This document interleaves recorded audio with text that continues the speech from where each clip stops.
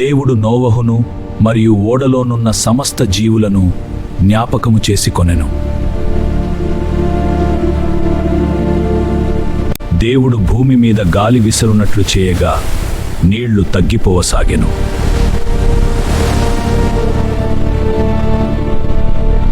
అగాధ జలముల ఊటలను ఆకాశపు తూములను మూయబడెను. వర్షము నిలిచిపోయెను. నీళ్లు భూమి మీద నుండి క్రమక్రమముగా తగ్గుచుండెను.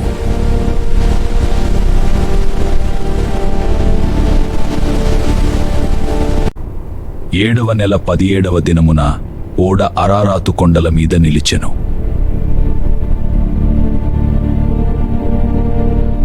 10వ నెల మొదటి దినమున కొండల శిఖరములు కనబడెను.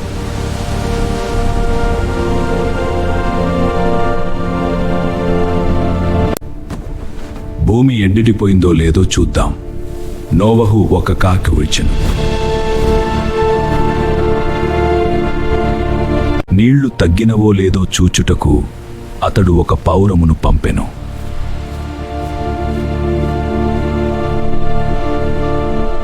స్థలము దొరకక పావురము తిరిగి నోవహు యొద్దకు వచ్చెను.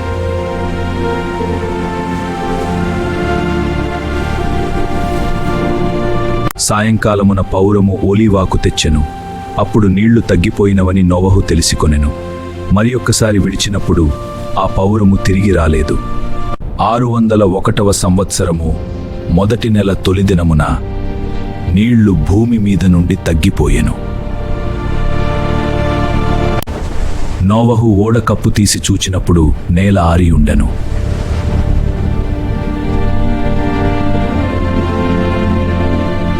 రెండవ నెల 27వ దినమున భూమి ఎండి ఉండెను.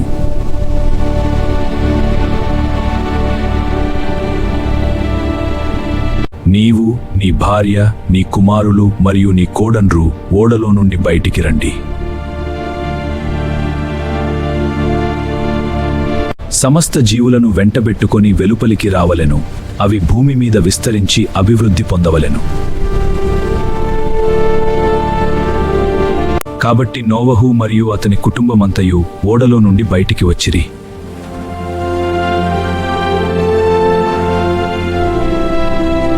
ప్రతి జంతువును, ప్రతి పక్షియు, ప్రతి పురుగును తమ తమ జాతుల ప్రకారము బయటికి వచ్చెను. ప్రభువా, నీ కృపకు కృతజ్ఞతలు. నోవహు యెహోవాకు బలిపీఠము కట్టి దహనబలి అర్పించెను. యెహోవా ఇంపైన సువాసన నాగ్రాణించెను. ఇక మీదట నరులను బట్టి భూమిని మరల శపించెను.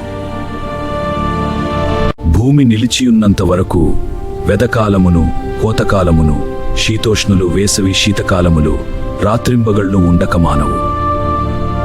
దేవుడు నోవహును అతని కుమారులను ఆశీర్వదించెను. మీరు ఫలించి అభివృద్ధి పొంది భూమిని నింపుడి.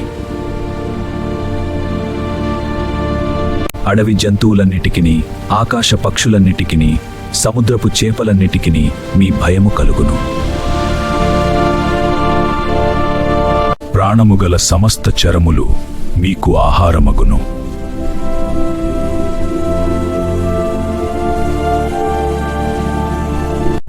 మాంసమును దాని రక్తముతో తినకూడదు.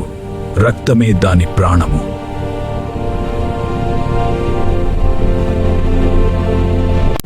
నరుని రక్తమును చిందించువాని రక్తము నరుని వలనే చిందింపబడును. దేవుడు తన స్వరూపమందు నరుని చేసెను. మీరు ఫలించి అభివృద్ధి పొంది భూమి మీద విస్తరించుడి.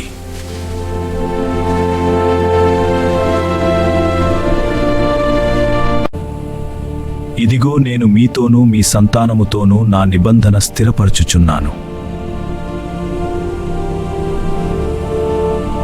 మీతో కూడనున్న ప్రతి జీవితోనూ నా నిబంధనను స్థిరపరచుచున్నాను.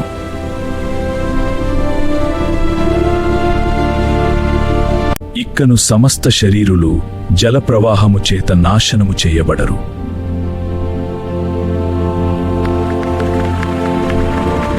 మేఘములో నా ధనుస్సును ఉంచితిని. అది నాకును భూమికిని మధ్య నిబంధనకు గురుతుగా నుండును. భూమిపై మేఘములు వచ్చినప్పుడు ఆ ధనుస్సు మేఘములో కనబడును. నాకును మీకును సమస్త జీవరాశులకును మధ్యనున్న నా నిబంధనను జ్ఞాపకము చేసుకొందును. ఆ ధనుస్సు మేఘములో నుండును. అది నిత్య నిబంధనకు గుర్తుగా నుండును. ఓడలో నుండి వచ్చిన నోవహు కుమారులు షేము, హాము, యాపెత్తు.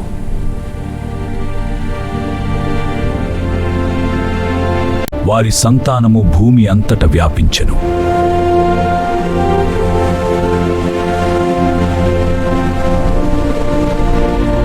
నోవహు వ్యవసాయము చేయనారంభించి ద్రాక్ష తోట వేసెను.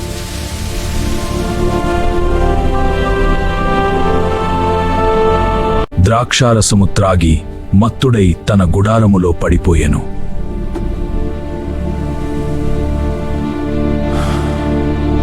కనాను శపింపబడును.